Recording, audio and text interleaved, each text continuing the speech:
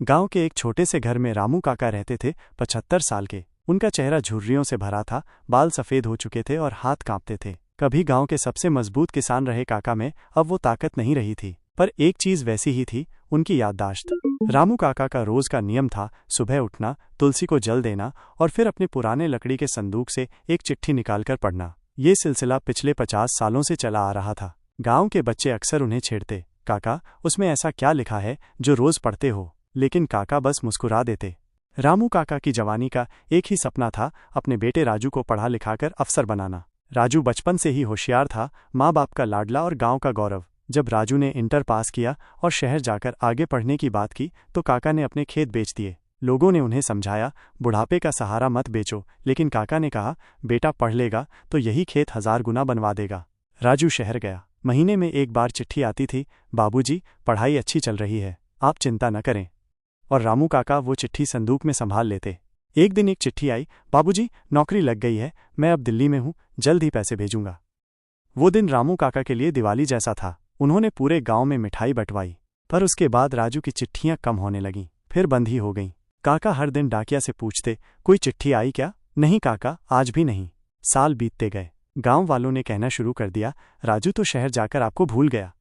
पर काका हर बार कहते, नहीं, मेरा बेटा ऐसा नहीं है, जरूर कोई मजबूरी होगी।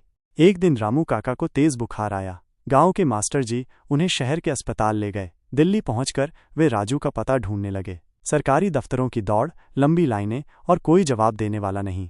आखिरकार एक पुराने पते पर पूछताछ करने से मालूम हुआ कि राजू वहीं रहता था, पर अब नहीं रहता। कहाँ गया? सुनने में आया है कि अब विदेश में है, कनाडा या अमेरिका। रामू काका की आंखें नम हो गईं। जिस बेटे के लिए उन्होंने सब कुछ छोड़ दिया, वही अब उनसे बहुत दूर था।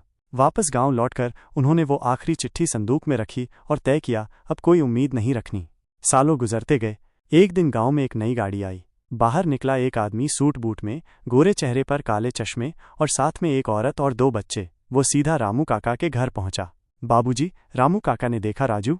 राजू उनके पांव पर गिर पड़ा, माफ कर दीजिए बाबूजी, बहुत गलतियां की, भाग दौड़ में फंस गया, पर आज आपसे मिलने आया हूं, हमेशा के लिए। काका कुछ नहीं बोले, चुपचाप संदूक से वो चिट्ठी निकाली और राजू को दी। तूने जो आखिरी चिट्ठी भेजी थी, मैं उसे हर रोज पढ़ता था, उसी में जीता था। राजू की आंखें भर आईं। वो चिट्ठी अब उसके हाथ में थी, लेकिन वो शब्द अब उसके लिए कांटों की तरह चुभ रहे थे।